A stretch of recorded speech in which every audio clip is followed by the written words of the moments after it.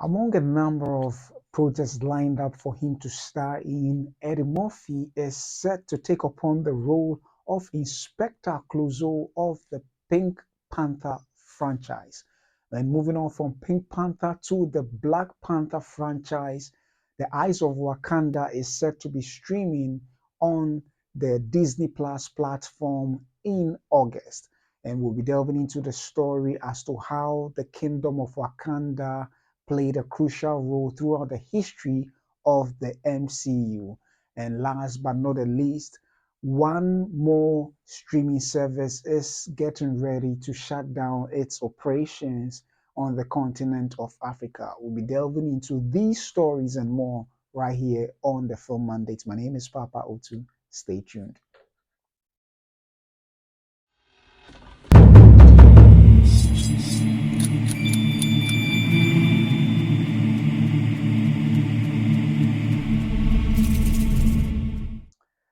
Welcome to the Film Mandate, where I bring to you movie news, reviews, and reactions, both from the African front and the international scene. Thank you so much for joining me for this episode of the Film Mandate. So we'll be delving into the very first story, and this story is about none other than the amazing and phenomenal stand-up, comedian icon Eddie Murphy. So in an interview with Al Roker of the Today's Morning Show, Eddie Murphy was promoting his film The Pickup, which stars Pete Davidson and also Kiki Palmer. And in that interview, he made known a number of projects that he'll be working on, which also included one particular franchise that has been, a very one of the best comedy. I know it's arguably so, but for me, I like it so much. One of the best comedy films that I've watched in years, and that is the Pink Panther. And with the Pink Panther stars the main character called Inspector Clouseau, of which Steve Martin reprised the role in the early 2000s after having starred in the first one, I think somewhere 2003, 2006, thereabout. And then it followed it up with a sequel in 2009. And now Eddie Murphy has granted this interview and stated that, yes, he would be playing this role very possibly soon. So I think we should take a look at this interview. It's a video. I hope I'm not flagged for showing this video, but I thought it would be more interesting to shake things up a little since there's a video rather than reading the article. So I will just put up this video. Let's take a watch briefly, and then we'll come back and talk more about it later. So yeah, there you have it. And then let me put up the volume. Let's go. See these shoes, Cherise? Getting to talk to Eddie Murphy these days is kind of like slipping on a comfortable pair of shoes. I like those boots. That's how you know me and Al getting old. Looking at Al stuff. And I was thinking, those look comfortable? That's it. It's not about the look. It's about comfort. Happy anniversary. Easygoing and ageless, the 64-year-old comic icon returning to his roots in his new movie, The Pickup. Hey, yo, you seeing this? Pull over and you won't get hurt. It features two mismatched armored truck drivers, Murphy and co-star Pete Davidson, who are ambushed by a criminal mastermind played by Kiki Palmer. It's a buddy action comedy, a genre Eddie helped create. It sounds pretentious to actually say it, but my film's kind of pioneered. 48 Hours is the first action comedy, and Beverly Hills Cop was the second one. And then after Beverly Hills Cop, all the cops were like, hasta la vista, baby. But after 40 years, he acknowledges his roles in these films just a little different. Usually I'm the young maverick guy, and now I'm the old voice of reason. Even his action scenes are befitting a man of a certain age. I'm trying to do age-appropriate action. I look at my leg and my foot and my ankle, my meniscus. I know I tore my whole back out. When you get our age, you have to pay. If you whip somebody's ass when you our age, you kind of whip your own ass too. Say, take his ass to the hospital and take me to the hospital as well. You know, one of the things that's been great about you is that you've always mentored and kind of helped younger comics coming up, put them in your movies. Now you got Pete Davidson. What was it about Pete Davidson that made you want to put him in this? We have just a lot in common. We have SNL roots and stand-up roots. In both reputation for pretty girls. I just thought he was funny, and he's perfect for this role. Mm-hmm. What was it like working with Kiki?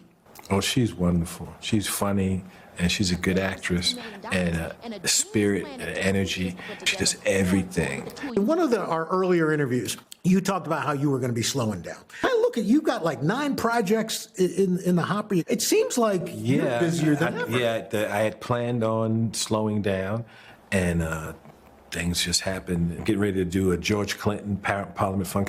Yeah, so just a little interruption here. So Eddie Murphy sort of went on a hiatus for some time, literally like retiring for some time. And it didn't seem or look like he'll be, coming back to do any movie because he himself claimed that he prefers to stay at home, he prefers to be at home rather than, go out. But now that he's back, particularly from the pandemic era, where I think he did a movie with, Laura London. I'm not sure about the name. Lauren London, and then this comedian. Why am I blanking on his name? It was a Netflix special.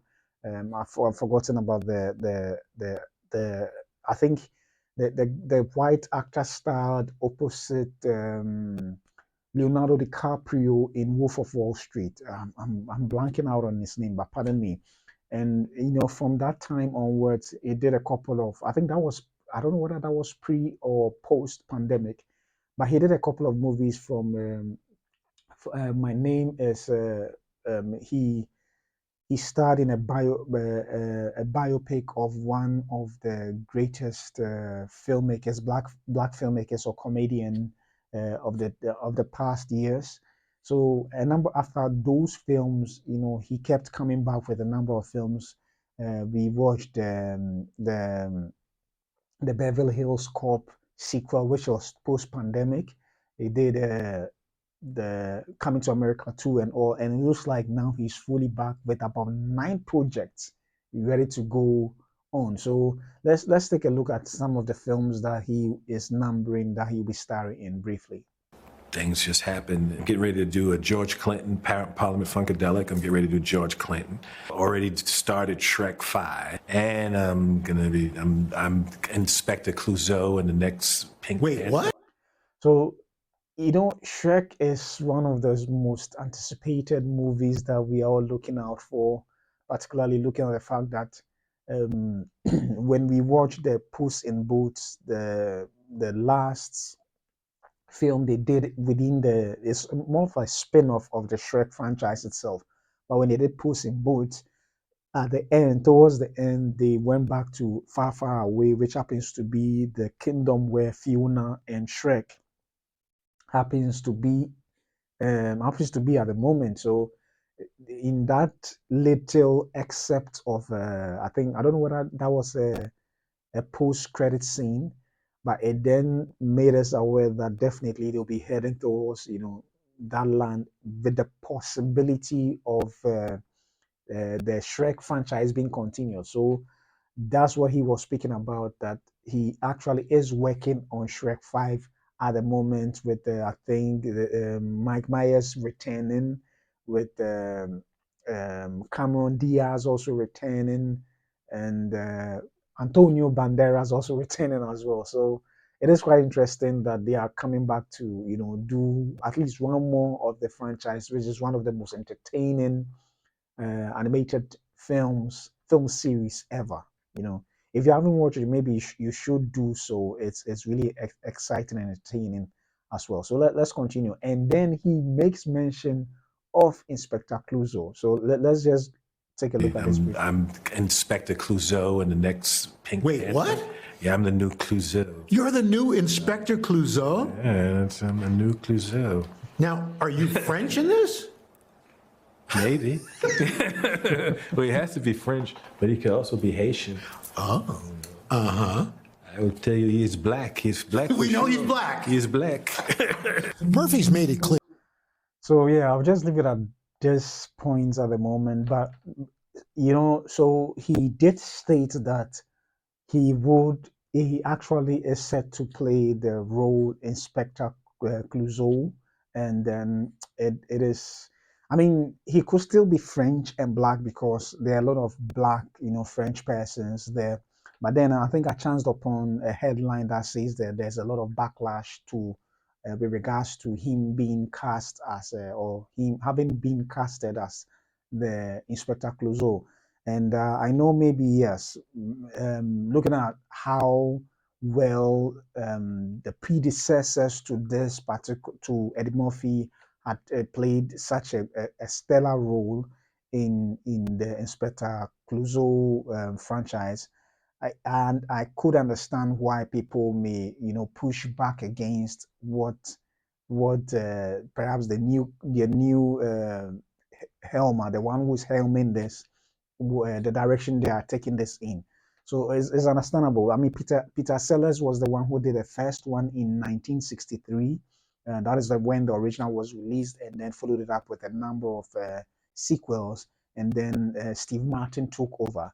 So I could understand perhaps the mind the understanding of those who are pushing back against what they want to do with Eddie Murphy, sees it as a mainly a white role, but anything could happen. Maybe I don't know why. Perhaps they're going for Eddie Murphy. Maybe there's a different take on it that will make it much more interesting, seeing that it's purely comedic, and with him hinting that he could be a Haitian, that would also give it a different spin to it.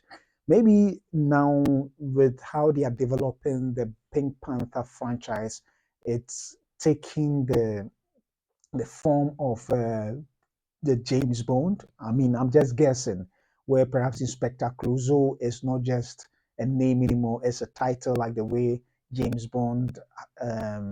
Well, it's still a name, but 007 is a title. I mean, I don't know. I'm just hazarding a guess. Maybe that's the era they are going into. But knowing Eddie Murphy is one of the greatest comedian or comedic actors in the world, and also comedian. And what people don't know is this: Eddie Murphy is also a very good dramatic actor. If you have never watched Mr. Church, please do so. He was exceptional in that movie, very exceptional. And it's unfortunate we've not seen him, but it's good he's come back. So, but we've seen him more in comedic films rather than dramatic films. But if you haven't watched Mr. Church, do so. But the Pink Panther, for me, I think it shakes it up a little, where we get to see him, playing maybe the most one of the beloved characters ever in a comedic film, and maybe he should be given the chance. So I think, yeah, maybe I understand those who may be pushing back against him being cast for this role, but I know for sure that Eddie Murphy will deliver, and exceptional performance and good comedic chops that perhaps we will forget that we will forget that we couldn't have seen him in that role. So yeah, I'm excited about it. I don't know about you, but let me know your thoughts. What do you think of Eddie Murphy taking upon the role of Inspector Clouseau? Do you think is the right way they're going with that, with this casting? Or you think perhaps we should have maintained a white actor or somebody else? But regardless, let me know your thoughts on this particular story in the comments section below. Eddie Murphy as Inspector Clouseau in the Pink Panther. It is already so exciting. I'm yearning to see a trailer soon. I don't even know when it's coming out, but I know that his movie, The Pickup, is coming in August on, I think, Amazon Prime. So I think 5th or so August. I'm not so sure. Let me see if I can pull up the date. I think, yeah, let me see if I can get a date for, yeah, I think so. Um,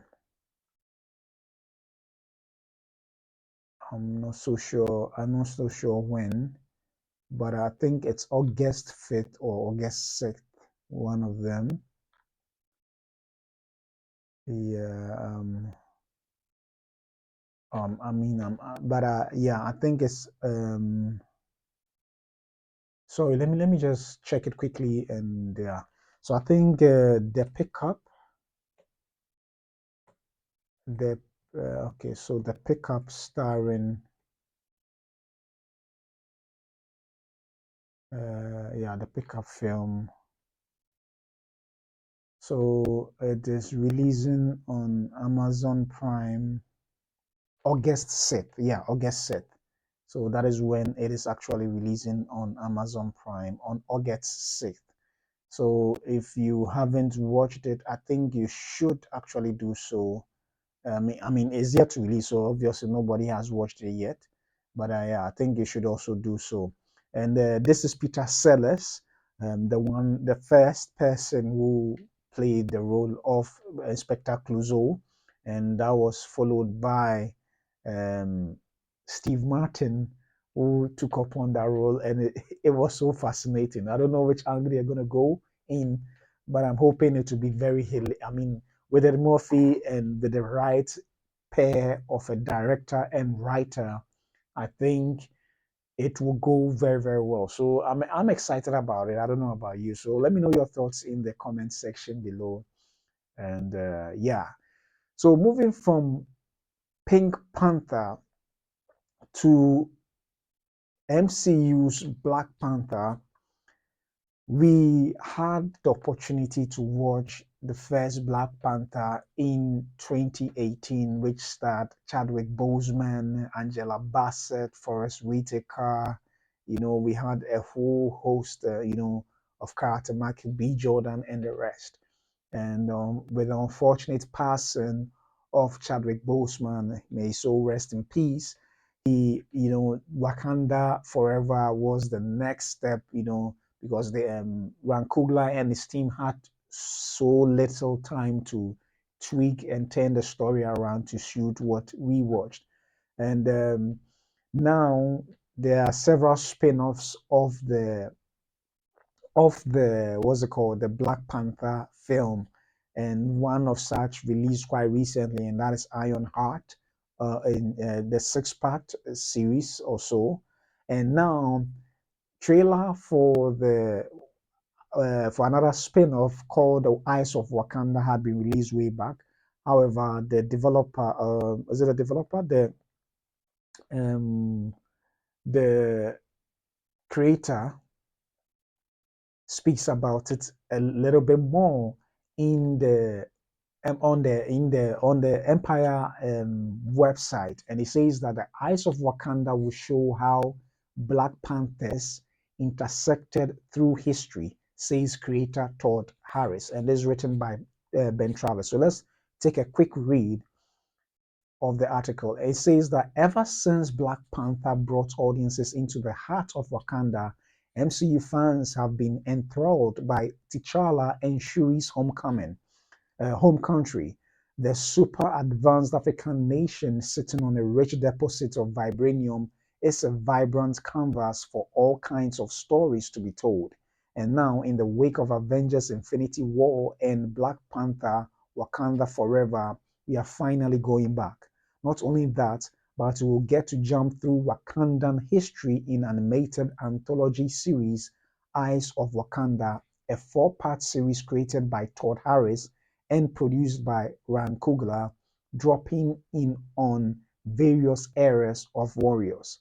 It's about how Wakandas intersected through history, those futuristic Star Trek level Africans who bounce through time, Harris tells Empire. That includes a group of seafaring people inspired by a real life group of Bronze Age tribes suggested for inclusion by Coogler himself. They were raiders who robbed their way through the Mediterranean, Harris explains, which gave us an open book in terms of creating a world based on very vague but dramatic circumstances.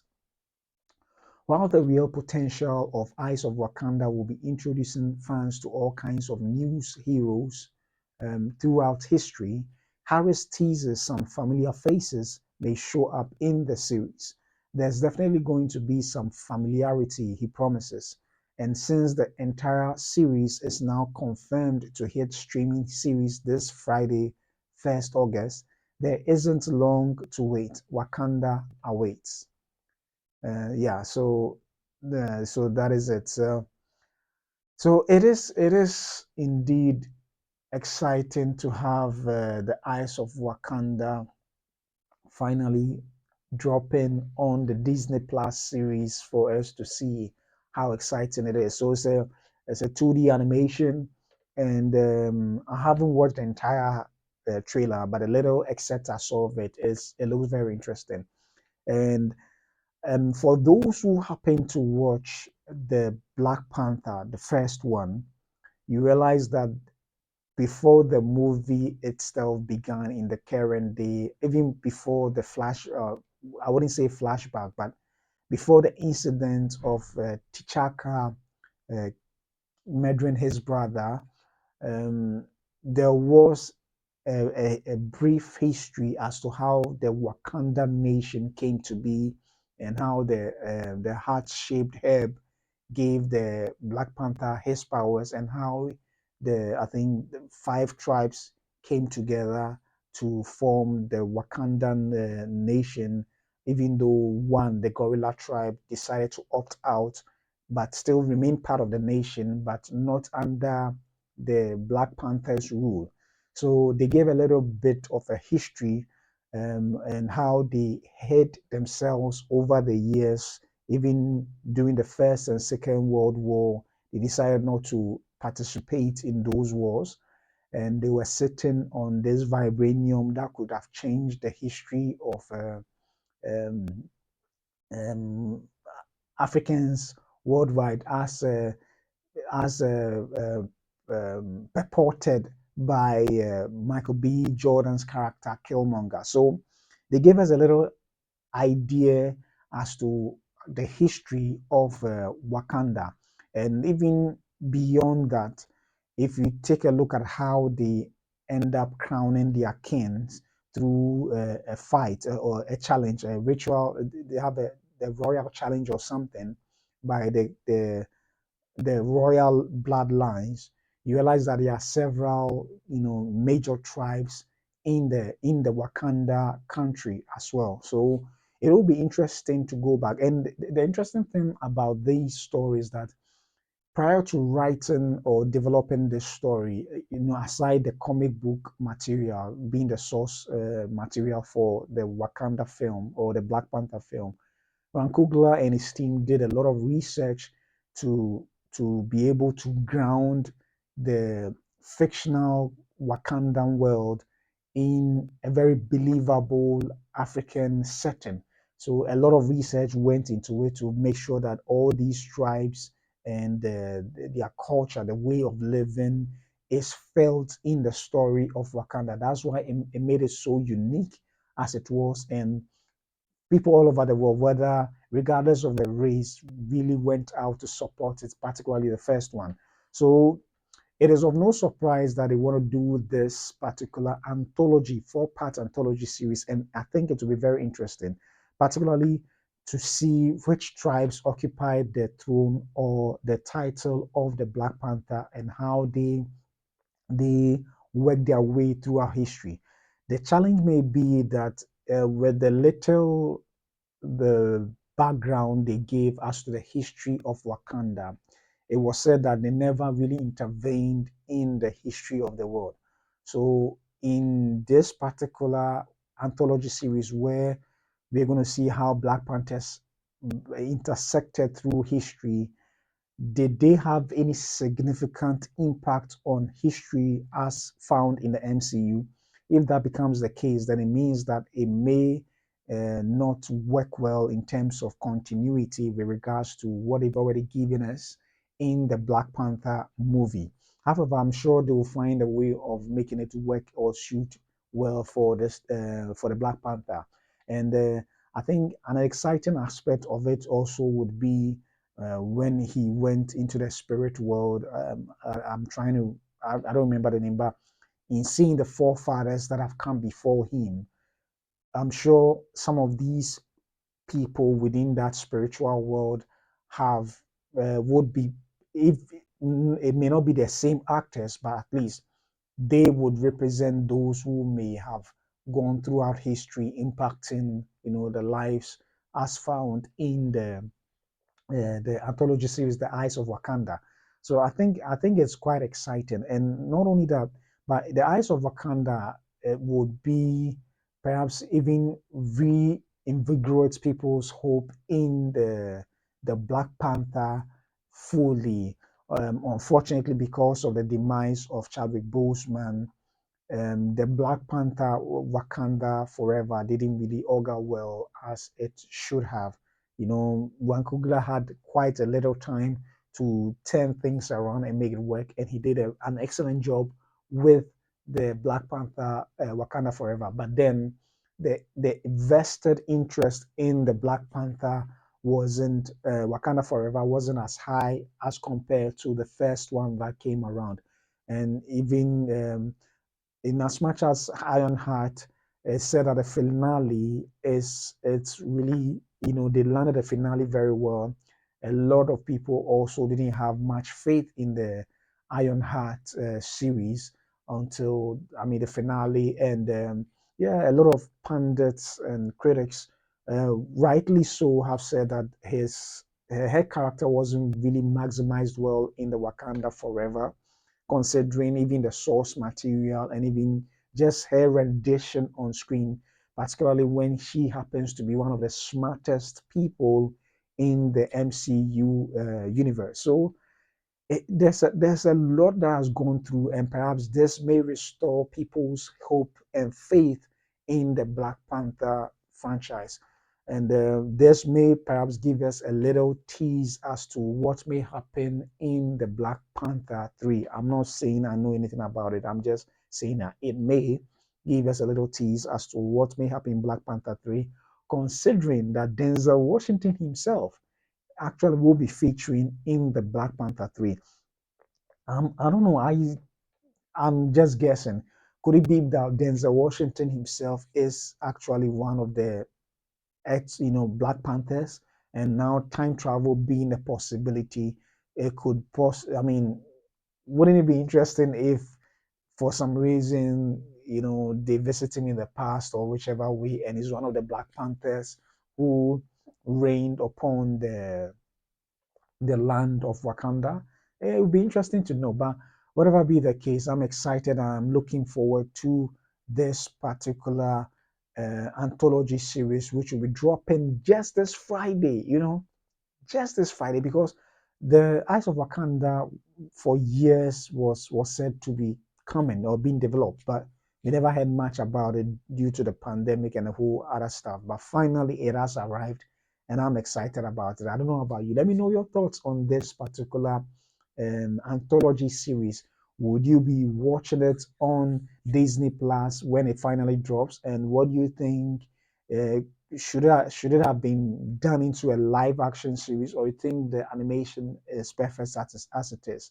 So whatever your thoughts may be, kindly leave it in the comment section below, and I would indeed appreciate it very, very much. So moving from Black Panther, now we come to Africa, and for those who have been following the streaming services for a couple of years now, particularly on the continent of Africa, a number of them, the two major ones, which happens to be Amazon and Netflix, started pulling back a little bit. I think the for both of them, their presence was much more way back. I think pre-pandemic and a little after the pandemic era, but due to poor revenue streams, they decided to cut back. Some stopped altogether. So now the presence of Netflix and Amazon is not what it used to be. However, another third streamer, possibly the last of the Hollywood streamers, is prepping to opt out sooner than we think, and that would happen somewhere in August if what they are expecting doesn't go the way they want. As a matter of fact, it looks like they will be going out, but it is predicated on the possibility that if um, Paramount is acquired, the $8 billion acquisition of Paramount goes through, they could possibly reconsider their options depending on the new leadership's direction they may want to go in. So let's read an article published in the Hollywood Reporter, and it says that Paramount execs tell staff that Africa offices and channels may close amid strategy review. Africa leads Monday Tuala and Patterson told the teams in Johannesburg and Lagos that their roles could be impacted as the firm evaluates its pay TV strategy and local channel profits, written by George Cizalai. And it says that Paramount Global's Africa offices may close, local channels may be shuttered, and staffers' roles could be impacted.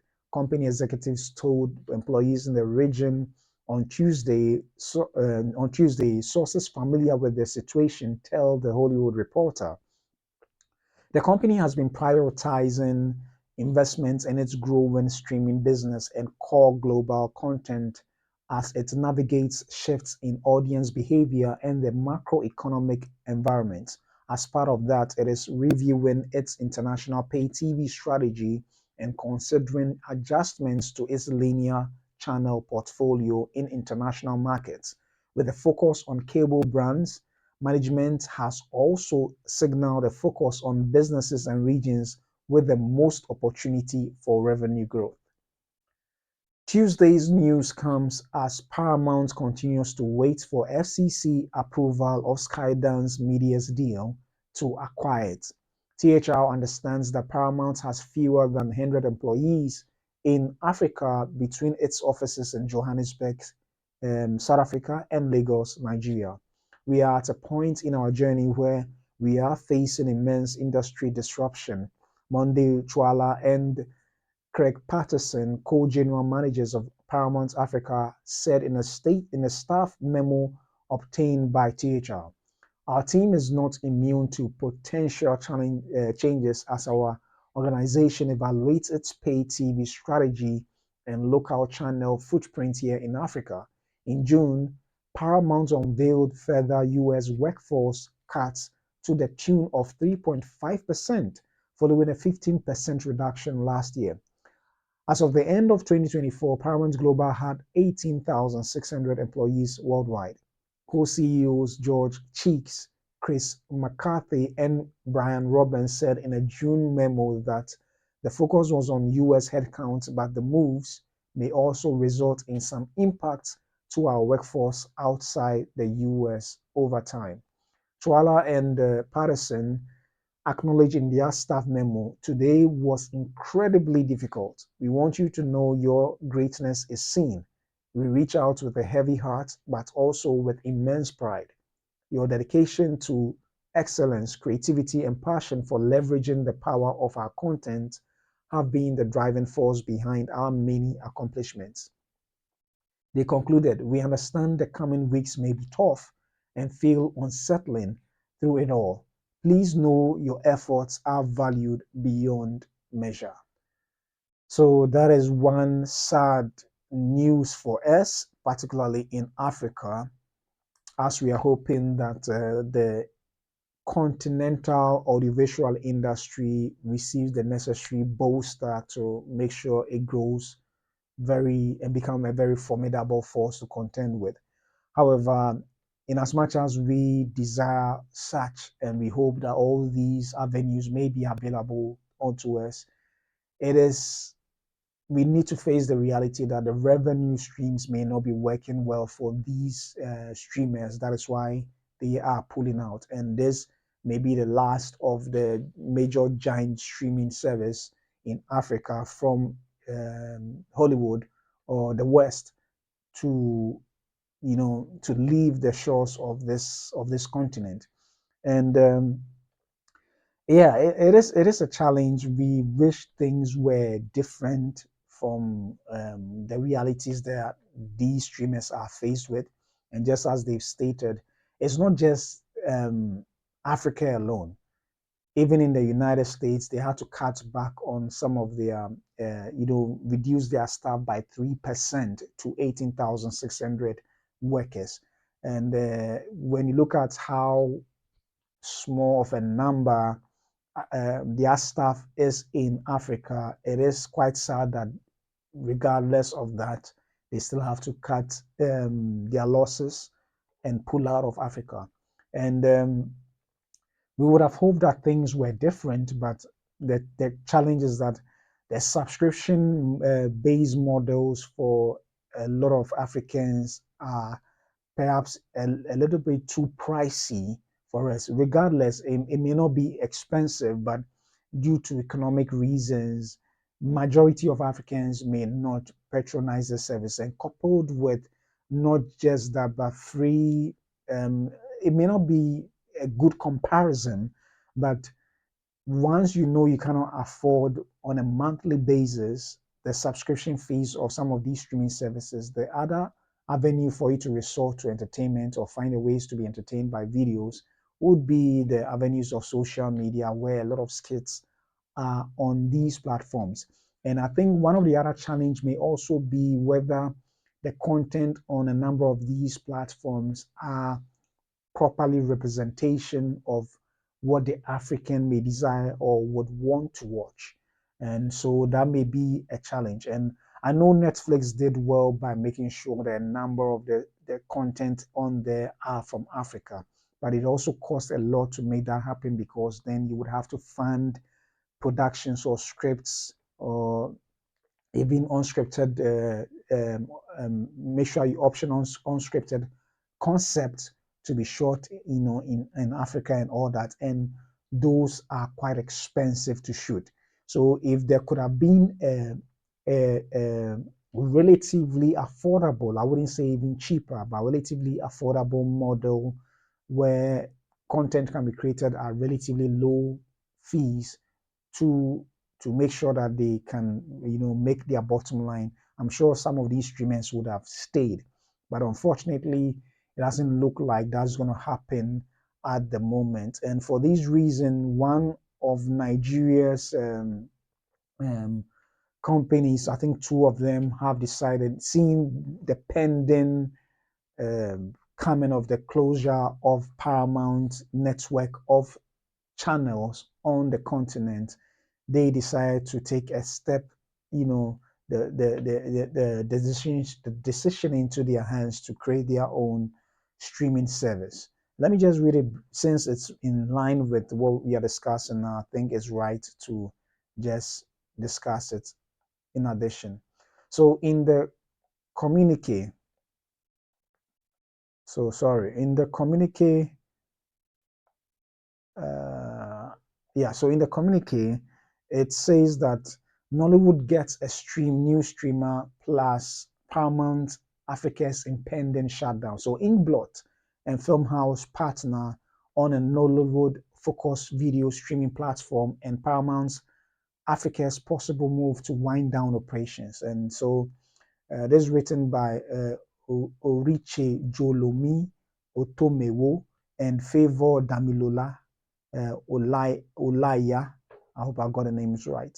So it said that, let me see. So hello there. In today's digest, we discuss communique is we discuss Nollywood's latest indigenous streamer and Paramount's Global's potential shutdown of its Africa operations. So let me just read through quickly. So Inkblot and Filmhouse launch a new streaming platform. Nollywood powerhouses Inkblot Studios and Filmhouse Group have announced the launch of Cover, a global streaming platform exclusively dedicated to Nollywood and African stories. The platform is scheduled to go live in late August 2025 with over 30 premium titles, including Alakada, Bad, and Bougie. Is it Bougie or Bougie? Wambe Thieves, What About Us, and House Job. New films will be added weekly, and the platform has plans for original content. Cover enters the market at a pivotal moment with global streamers like Amazon Prime and Netflix scaling back original commissions and operations in Nigeria. Local producers are filling the void. In December 2024, Circuit TV, a streaming platform that described itself as Africa's first virtual cinema, launched.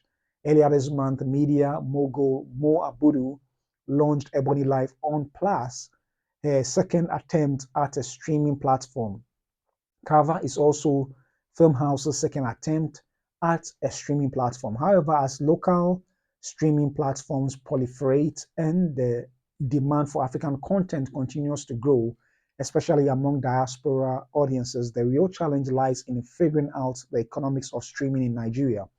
How do you build a sustainable platform that can actually fund quality filmmaking, effectively distribute those films globally, and still somehow manage to turn a profit or at least not sustain any losses?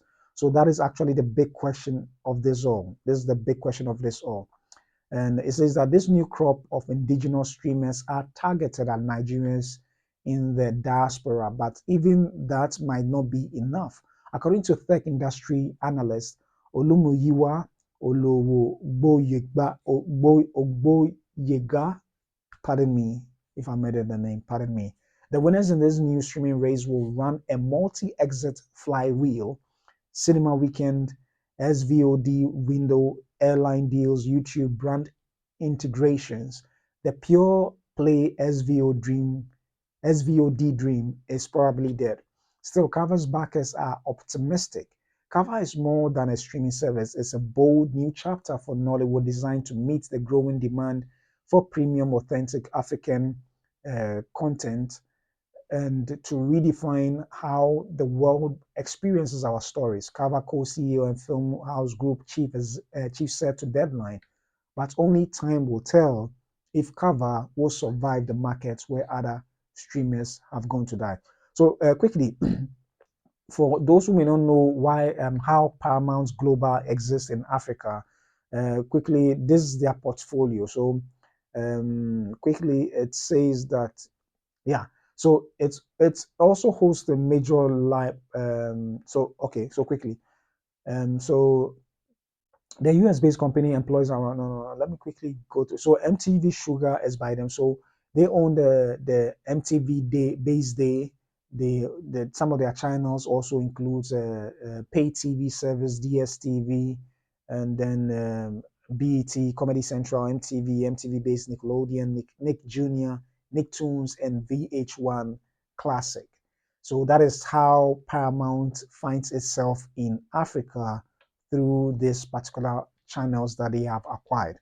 So it's possible they may sell those channels out, particularly the ones that perhaps were originally in Africa before they came in, or they just shut it down completely.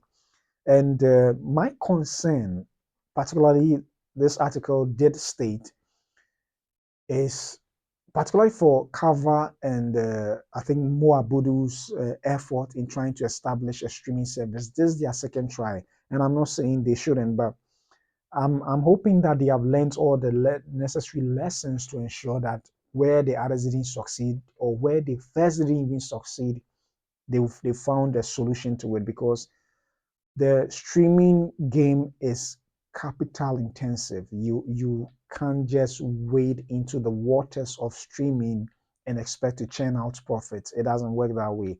For so long a time, Netflix ended up making lots of losses in the billions of dollars for I think over 10 years, for over a decade. So unless you have that long runway of funding or investment to to make into the industry without necessarily considering profits, it will indeed be a suicidal business mission if you embark on going into the streaming service with the hope of making some quick back immediately, and that is not going to work. Yes, as a business entity, you would want to still go into business and see whether you can make your bottom line back, you can make your money back, and make sure that you sustain the business. And this is where I still advocate for the fact that until we have a continental integrated film market or audiovisual market, it's going to be extremely difficult for any one streaming service or company or even cinemas or business to really succeed on the scale that we see in the West, in China, and all others. We need to our markets are our markets are so fragmented. It's so fragmented. I know, yes, Nigeria is the most populous nation in Africa, but with regards to that, it doesn't mean that the nation of Nigeria, all the people there get to watch or pay for streaming services. They are still, because of the economic hardships all across the continent, even though the countries are doing their very best to uplift the economic strength of every of their nations, a lot of the people in most nations still live under the would I say poverty level, or it the streaming will not be the first consideration when it comes to wanting entertainment, because that will be seen as a luxury.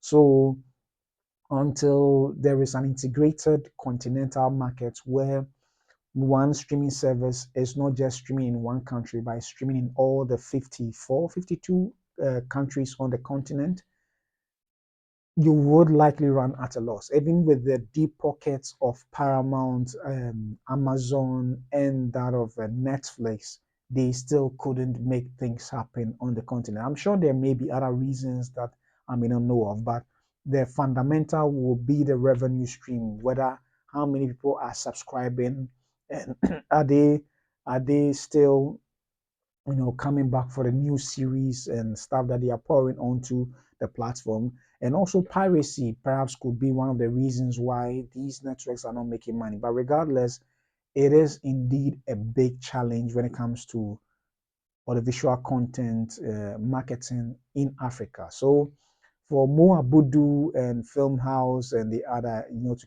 come up with cover TV and all, I'm excited about those. But I'm hoping that they've done their due diligence to make sure that the mistakes of the past doesn't repeat itself. That even the challenges that the foreign companies did face, they found a solution to it where perhaps the foreign ones couldn't, because it will be heartbreaking to pour in so much money again in the second time around and still not be able to make the necessary impact that is they hope to do. So I'm hoping that they will find the perfect solution for this. But I think one of the key factors that can help make this possible is to have a continental film market, because no one nation can help, you know, keep companies, running. And that is where the challenge is. I mean, no one company can. It's simply that. I mean, no one country can. Sorry, no one country can. So if until we have a continental market where the barriers to these markets are stripped down, it will be difficult for some of these streaming services or film companies to survive. So, well, that's my thoughts on this. Let me know your thoughts on this development. What do you think about the streaming service leaving? Do you think our own indigenous coming in on board, by indigenous, I mean Africans coming up with their own streaming services, can they succeed where Amazon, Netflix, and now Paramount were not able to succeed? Kindly leave your thoughts in the comment section below, and it will be very much appreciated. So, all too soon, this wraps up my stories for the day. Quite a lengthy one, but I thought it needed the necessary exposure. So thank you so much for joining me for this episode of the Film Mandate. I really appreciate your viewership. And I'll come your way again tomorrow with another exciting episode of the Film Mandate. My name is Papa Otu, and I'll see you soon.